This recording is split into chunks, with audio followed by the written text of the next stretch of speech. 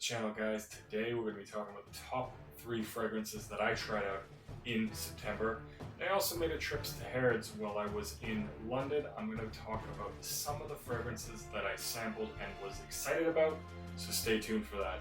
And don't forget to hit that like and subscribe button for more great content. It really does help me grow my channel and I appreciate it. So I tried a ton of new fragrances out in September and I was not disappointed with many of them. And I'm going to talk about the top 3, a little bit about them, and then I'm going to talk about the fragrances from Harrods that I really did enjoy. So my number 3 spot is Oud for Greatness. This I just recently did a review on. This was released in 2018. It is a woody fragrance with spicy and sweet notes. It doesn't come across particularly oud heavy. It's more of a woody fragrance with spice and sweetness, but it works really, really well. This is a really great fragrance and hopefully I will add it to my collection at some point in the future.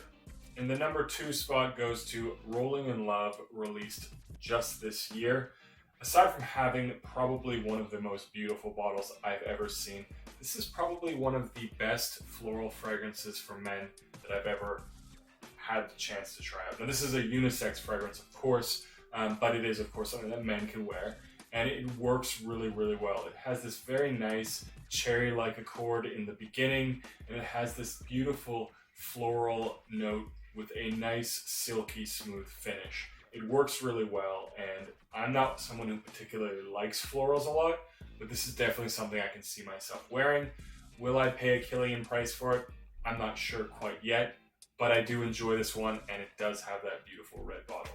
My number 1 spot goes to one that a lot of people actually didn't like too much. This is another 2019 release, and that is Spice Blend by Dior. I will admit this is definitely not a groundbreaking fragrance, and I think maybe a lot of people expect that kind of thing from the Privé line from Dior. They do have a lot of really fantastic fragrances, and I think this is among one of them. If you like something that's very spicy, this has a very, very nice spiciness throughout, as you would guess with a name like Spice Blend. I get a nice dose of the ginger and the rum in the opening, and I also get the rum lasting quite a while. So there is a nice interplay between that rum and the spiciness. At different points you get different spices more prominently. In the opening, cinnamon. In the mid, there's a very prominent pepper note.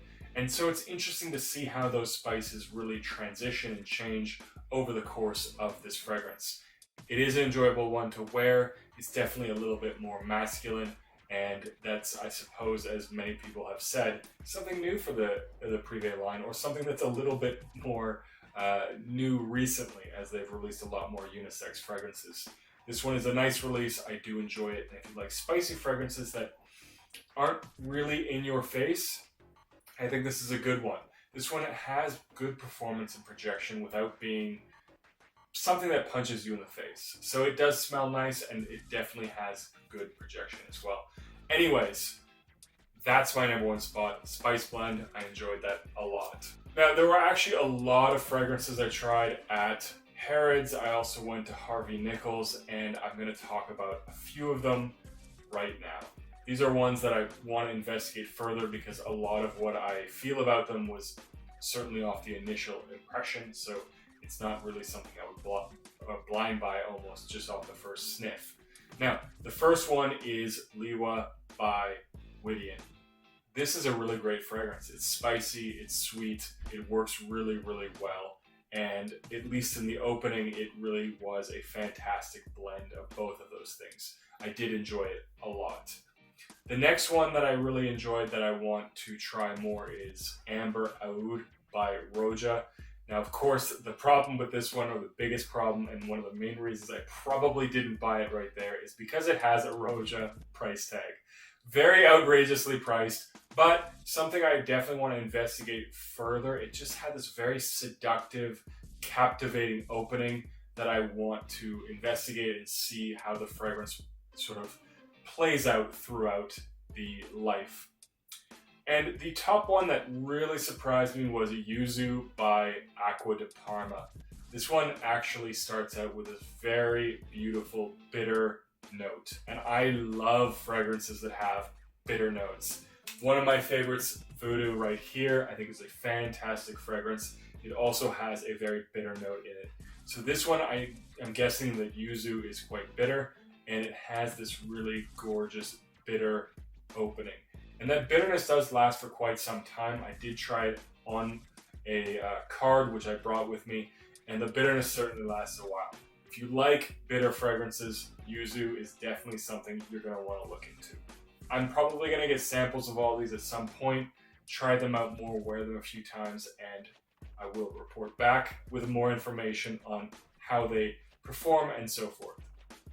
Anyways, guys, that's it for this one. Did you guys have any exciting new fragrance tries in September? Let me know in a comment down below. And as always, don't forget to like and subscribe, and I'll see you guys in the next video.